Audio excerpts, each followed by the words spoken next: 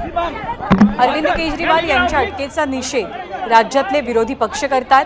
अरविंद केजरीवालांना आज कोर्टात सादर केलं जाणार आहे। पीएमएलए कोर्टाकडनं त्यांना जामीन दिला जातो का हे पाहावं लागेल, कारण त्यांचे सहकारी कविता या सुद्धा याच प्रकरणामध्ये अडचणीत आल्यात, परंतु त्यांना जामीन देण्यास कोर्टाने नकार दिला।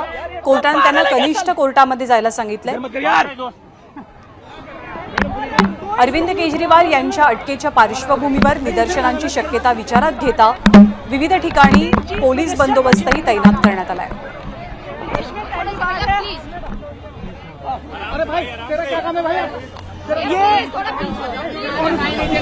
केजरीवालांचे सहकारी आणि मंत्री आतिशा बोलतात कि चुनाव शुरू होने के बाद, चुनावी प्रक्रिया शुरू होने के बाद, चुनाव की घोषणा होने के बाद एक राष्ट्रीय पार्टी के राष्ट्रीय अध्यक्ष को गिरफ्तार कर लिया जाता है।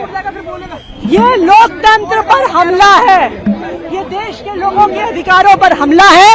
आम आदमी पार्टी इस तानाशाही के खिलाफ लड़ती आई है और लड़ती रहेगी। आपको यहाँ से डिटेन किया मैम, आपको कोर्ट से क्या उम्मीद है? कोर्ट से क्या उम्मीद है? देखिए ये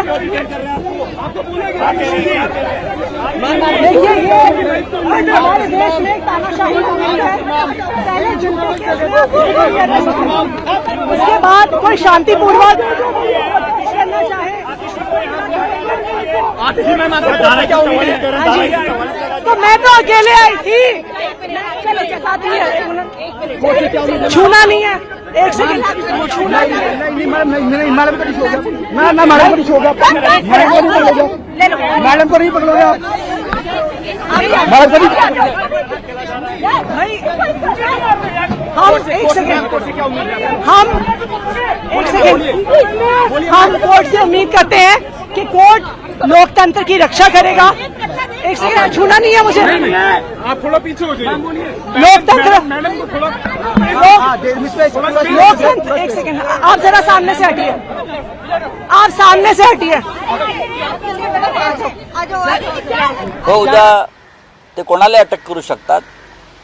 मोदींना, अमित शहाना ज्यांच्यापासून भीती वाटते की आम्हाला हरवू शकतील, त्या सगळ्यांनाही अटक करू शकतात।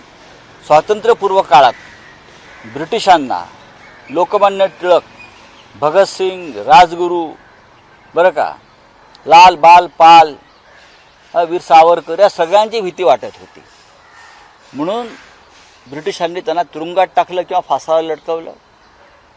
मला असं वाटतं मोदींचं सरकार हे त्याच पद्धतीनं चाललंय। सरकारला भीती वाटते निवडणूक हरण्याची, लोकांचा उठाव होण्याची, त्याच्यामुळे हे सगळे नेते तुरुंगात टाकू इच्छितात।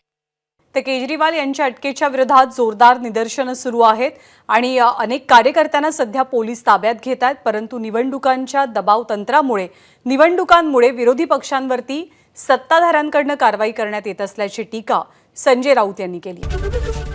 एबीपी माझा, उघडा डोळे बघा नीट।